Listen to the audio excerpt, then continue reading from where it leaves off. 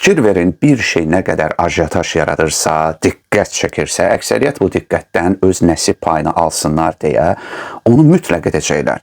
Məsələn, xarici segmentdə gənc anaların yetkin yaşına çatmış oğlan övladlarının yanında alt paltarda gəzməsi nə qədər tənqid olunursa, gənc analar məhz belə videoları elə çəkdikcə də çəkirlər. Etiraz edənləri də söyürlər, təhqir edirlər, əcəb edirəm, əla edirəm, siz heyvansız, dar düşüncəlisiniz və s.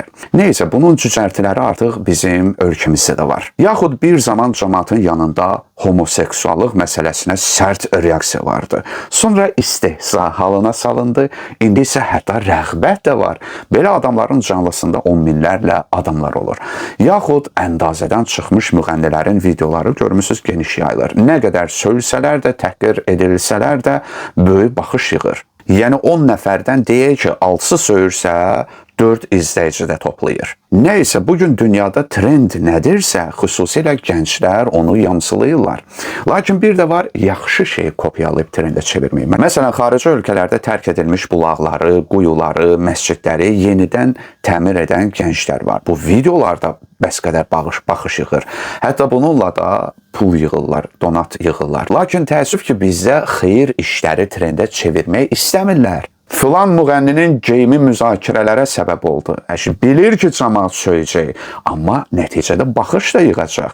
Yaxud ailə daxili qətil hadisələri nə qədər tirajlanırsa, bu zəmində cinayətlər də artır. Sən baxış yığırsan, eyni anda cəmaata fənd də öyrədirsən ki, bax, çıxış yolu budur. Mənim əzizlərim, insanlar bir davranışın kütləviləşdiyini görəndə, onun doğru və ya yanlış olmasından asılı olmayaraq, geridə qalmamaq üçün onu təkrarlamağa meyilli olurlar. Mən bu sürüdən və ya cəmiyyətdən geri qalmayım. Yadda saxlamaq lazımdır. İnsan üçün görməzlikdən gəlinmək, tənqid olunmaqdan, söyülməkdən daha ağırdır.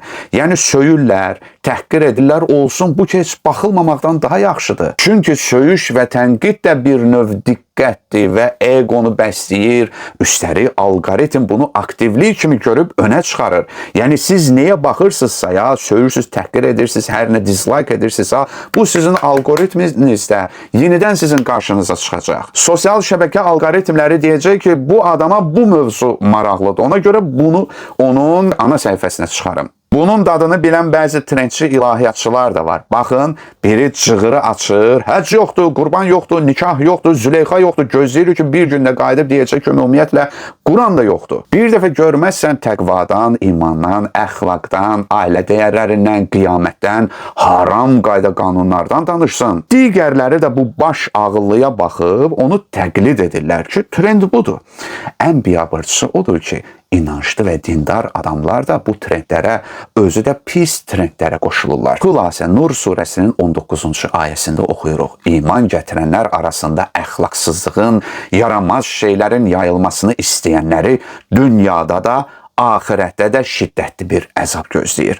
Peyğəmbərimizdən belə nəql olunub. Kim İslamda gözəl bir cığır, müasir dillə desə yaxşı bir adət, trend açarsa, həm onun savabı, həm də ondan sonra o yolla gedənlərin savabı o adama yazılar. Kimdə İslamda pis bir cığır, yəni bədnam bir adət açarsa, həm onun günahı, həm də ondan sonra o yolla gedənlərin günahı ona yazılar. Ona görə də mənim əzizlərim, bundan sonra sosial şəbəkədə xeyirli, gözəl, kiməsə faydası toxunan bir video görəndə sadəcə baxıb keçməyin, like edin, rəy yazın ki, algoritm onu trendə çevirsin. Pisliyi isə sadəcə bloklayın və ya baxmadan keçin. Çünki diqqət müasir dünyanın valyutasıdır. Kimə diqqət ayırırsınızsa, onu zənginləşdirir və çoxaldırsınız.